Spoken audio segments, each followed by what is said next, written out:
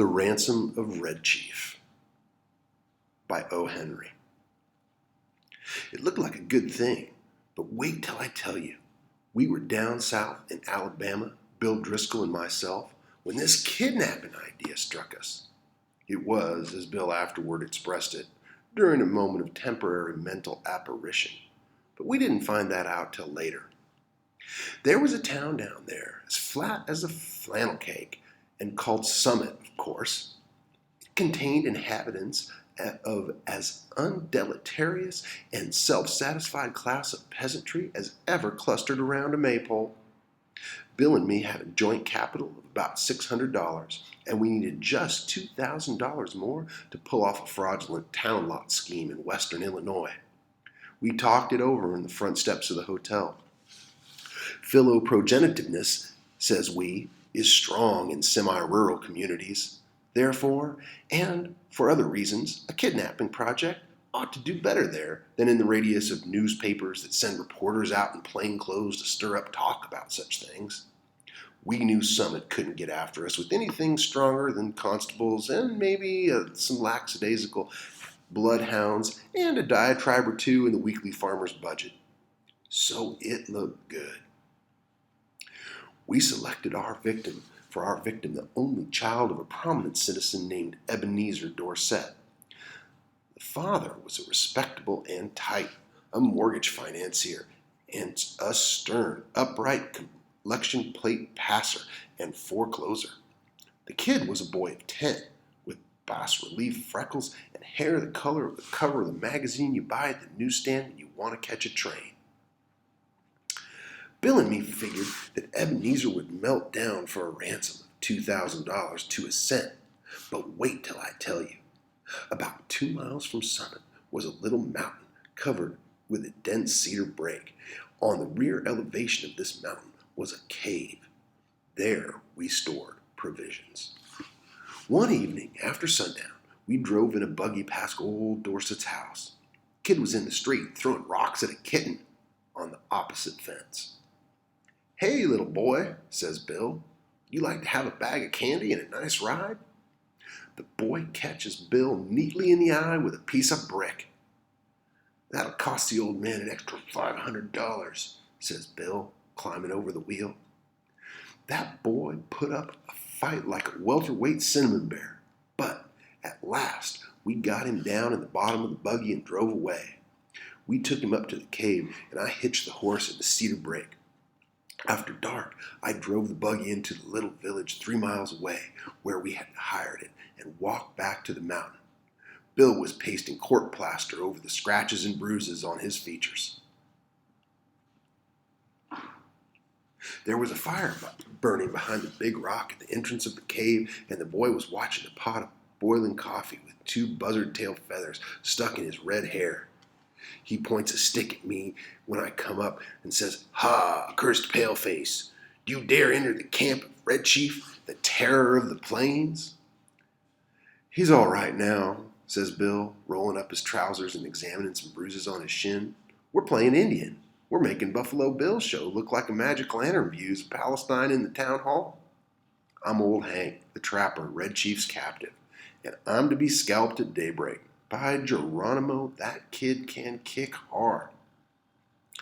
Yes, sir, that boy seemed to be having the time of his life. The fun of camping out in the cave made him forget that he was a captive himself. He immediately christened me Snake Eye the Spy and announced that when his braves returned from the warpath, I was to be broiled at the stake at the rising of the sun. Then we had supper. He filled his mouth full of bacon, bread, and gravy and began to talk. He made a during dinner speech something like this. "I like this fine. I never kept out before, but I had a pet possum once. I was 9 last birthday. I hate to go to school. Rats ate up 16 of Miss Jimmy Talbot's aunt's speckled hen's eggs. And are there any real Indians in these woods? I want some more gravy. Does the trees move and make the wind blow? We had 5 puppies. What makes your nose so red, Hank? My father has lots of money. Are the stars hot? I whipped Ed Walker twice Saturday. I don't like girls. You dassn't catch toads unless you with a string. Do oxen make any noise? Why are oranges round? Have you got beds to sleep on in this cave? Amos Murray's got 6 toes. A parrot can't talk, but a monkey or fish can't. How many does it take to make 12? Every few minutes, he would remember that he was an Indian and pick up the stick rifle and tiptoe to the mouth of the cave to search for the scouts of the hated paleface. Now and then, he would let out a war whoop that made old Hank the trapper shiver. That boy had terrorized Bill from the start. "Red Chief," I says to the kid, "would you like to go home?" "Oh, for what?" says he. "I don't have any fun at home. I hate to go to school. I like to camp out." "You won't take me back home again, Snake Eye, will you?" "Not right away," says I. "We'll stay here in the cave a while."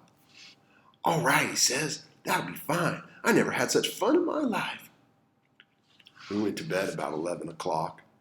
We spread down some wide blankets and quilts and put Red Chief between us. We weren't afraid he'd run away.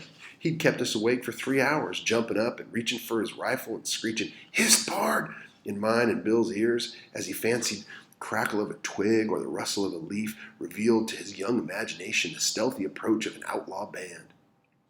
At last, I fell into a troubled sleep and dreamed that I had been kidnapped and chained to a tree by a ferocious pirate with red hair. Just at daybreak, I was awakened by a series of awful screams from Bill. They weren't yells or howls or shouts or whoops or yops, such as you'd expect from a manly set of vocal organs. They were simply indecent, terrifying, humiliating screams, such as women emit when they see caterpillars. It's an awful thing to hear a strong, desperate, fat man scream incontinently in a cave at daybreak. I jumped to see what the matter was. Red Chief was sitting on Bill's chest with one hand twined in Bill's hair. In the other hand, he had the sharp case knife we used for slicing bacon. And he was industriously and realistically trying to take Bill's scalp according to the sentence that had been pronounced upon him the evening before. I got the knife away from the kid and made him lie down again. But from that moment, Bill's spirit was broken.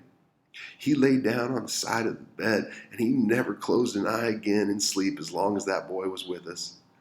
I dozed off for a while, but along towards sunup, I remembered that Red Chief had said that I was to be burned at the stake at the rising of the sun. I wasn't nervous or afraid, but I sat up, leaned against a rock. "What are you getting up so soon for, Sam?" asked Bill. "Me?" says I. "Oh, I got a pain in my shoulder. Thought sitting up would rest it." "You're a liar," says Bill. "You're afraid. You was to be burned at sunrise, and you was afraid he'd do it too. And he would too, if he could find a match. Ain't it awful, Sam? Do you think anybody will pay money to get that little imp like that back home?" "Sure," said I. "A rowdy kid like that is just the kind parents dote on. Now you and the chief get up and cook breakfast while I go on top of this mountain and reconnoiter." I went up to the peak of the little mountain and ran my eye over the contiguous vicinity. Over toward summit, I expected to see the sturdy yeomanry of the village armed with scythes and pitchforks beating the countryside for the dastardly kidnappers. But what I saw was a peaceful landscape, dotted with one man plowing with a dun mule. Nobody was dragging the creek where coursiers dashed hither and yon, bringing tidings of no news to the distracted parents. There was a sylvan attitude of somnolent sleepiness pervading that section of the external outward face of Alabama that lay exposed to my view. "Perhaps," says I to myself, "it has not yet been discovered that the wolves have borne away the tender lambkin from the fold. Heavens help the wolves," says I, and I went down the mountain to breakfast.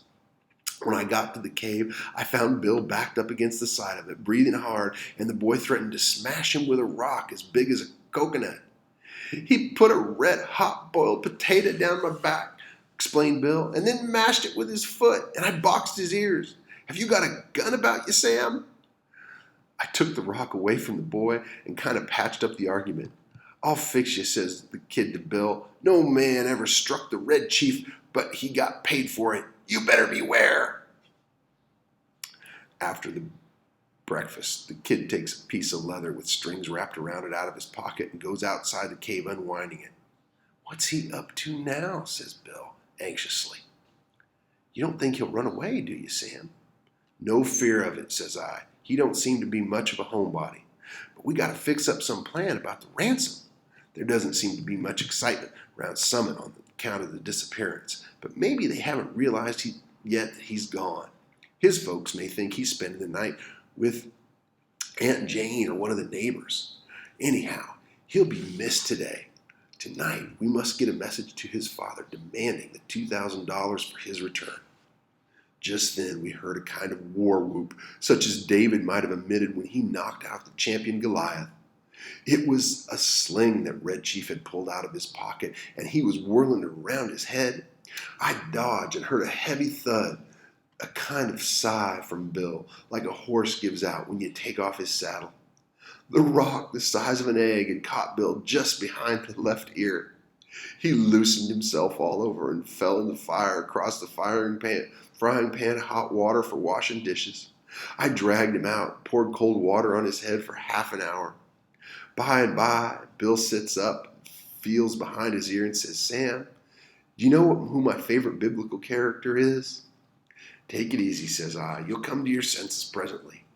"King Herod," he says. "Won't you go away and leave me here alone, will you, Sam?" I went and caught that boy and shook him till his freckles rattled. "If you don't behave," says I, "I'll take you straight home. Now you're going to be good or not?" "I was only funning," he says sullenly. "I didn't mean to hurt old Hank." "But what did he hit me for?" "I'll behave, Snake Eye, if you won't send me home and let me play the scout today." "I don't know the game," says I. "That's for you and Mr. Bill to decide. He's your playmate for today. I'm going away for a while on business. Now, you come in and make friends with him and say you're sorry for hurting him, or you go home right now at once." I made him and Bill shake hands, and then I took Bill aside and told him I was going to Poplar Grove, a little village 3 miles from the cave, to find out what I could about how the kidnapping had been regarded in Summit. Also, I thought it best to send a peremptory letter to Old Man Dorset that day, demanding the ransom and dictating how it should be paid. "You know, Sam," says Bill, "I've stood by you without batting an eye in earthquakes, fire and flood, and poker games, dynamite outrages, police raids, train robberies, and cyclones. I never lost my nerve yet till we kidnapped that 2-legged skyrocket of a kid. He's got me going. You won't leave me long with him, will you, Sam?" "I'll be back sometime this afternoon," says I. "You must keep the boy amused and quiet until I return. And now we'll write a letter to old Dorset." Bill and I got a paper and pencil and worked on the letter while Red Chief, with a blanket wrapped around him, strutted up and down, guarding the mouth of the cave. Bill begged me tearfully to make the ransom $1,500 instead of $2,000. "I ain't tempting," he says, "to decry the celebrated moral aspect of parental affection. But we're dealing with humans, and it ain't human for anybody to give up $2,000 for that poor 40-pound chunk of freckled wildcat. I'm willing to take a chance at $1,500. You can charge the difference up to me." So to relieve Bill, I acceded, and we collaborated a letter that ran this way: "Ebenezer Dorset, Esquire. We have your boy concealed in a place far from Summit. It is useless for you or the most skilled detectives to attempt to find him. Absolutely the only terms on which you can have him restored to you are these. We demand $1,500 in large bills for his return. The money is to be left at midnight tonight at the same spot and in the same box as your reply, as hereinafter described. If you agree to these terms, send your answer in writing by a solitary messenger tonight at 8:30. After crossing Owl Creek on the road to Poplar Grove, there are 3 large trees about 100 yards apart, close to the fence of the wheat field on the right-hand side. At the bottom of the fence post, opposite the 3rd tree, will be found a small pasteboard box. The messenger will place the answer in this box and return immediately to Summit. If you attempt any treachery or fail to comply with our demand as stated, you will never see your boy again. If you demand the money If you pay the money as demanded, he will be returned to you safe and well within 3 hours. These terms are final, and if you do not accede to them, no further communication will be attempted. 2 desperate men. I addressed the letter to Dorset in my pocket. It was about, as I was about to start, the kid comes up and says, "Aw, Snake Eye, you said I could play the scout while you was gone." "Play it, of course," says I. "Mr. Bill will play with you. What kind of game is it?" "I'm the scout," says Red Chief. "I have to ride to the stockade and warn the settlers that Indians are coming. I'm tired of playing Indian myself. I want to be the scout." "All right," says I. "Sounds harmless to me. I guess Mr. Bill will help you foil the enemy." "What am I to do?" asked Bill, looking at the kid suspiciously. "You are the hoss," says Scout. "Get down on your hands and knees. How can I ride to the stockade without a hoss?" "You better keep him interested," said I, "till we get the scheme a-going. Loosen him up." Bill gets down on all fours, and a look comes in his eye like a rabbit's when you catch it in a trap. "How far is the stockade, kid?" he asks in a husky manner of voice. 90 miles, says the scout, "and you have to hurry and get me there on time." "Whoa now!" The scout jumps on Bill's back and digs his heels in his side. "For heaven's sake," says Bill, "hurry back, Sam, as soon as you can. I wish we hadn't made the ransom more than 1,000. Say you quit kicking me or I'll get up and warm you up good." I walked over to Poplar Grove and sat around the post office store talking with one of the chaw bacons that came in to trade. One whiskerando says that he hears Summit is all upset on account of Elder Ebenezer Dorset's boy having been lost or stolen. That was all I wanted to know. I referred casually to the price of black-eyed peas, posted my letters surreptitiously, and came away. The postmaster said the mail carrier would come by in an hour and take the mail to Summit. When I got back to the cave, Bill and the boy were not to be found. I explored the vicinity of the cave and risked a yodel or two, but there was no response. So I sat down on a mossy bank to await developments. In about half an hour, I heard brushes rustle, and Bill wobbled out into the little glade in front of the cave. Behind him was the kid, stepping softly like a scout with a broad grin on his face. Bill stopped, took off his hat, wiped his face with a red handkerchief. The kid stopped about 8 feet behind him. "Sam," says Bill, "I suppose you think I'm a renegade, but I couldn't help it. I'm a grown person with masculine proclivities and habits of self-defense, and there is a time when all systems of egotism and predominance fail. The boy is gone. I sent him home. All is off. There was martyrs in old times," goes on Bill, "that suffered death rather than give up the particular graft they enjoyed. None of them was ever subjugated to such tortures as I have been. I tried to be faithful to our articles of depredation, but there came a limit." "What's the trouble, Bill?" I asked him. "I was rode," says Bill, "the 90 miles to the stockade, not barring an inch. Then, when the settlers was rescued, I was given oats. Sand ain't a palatable substitute.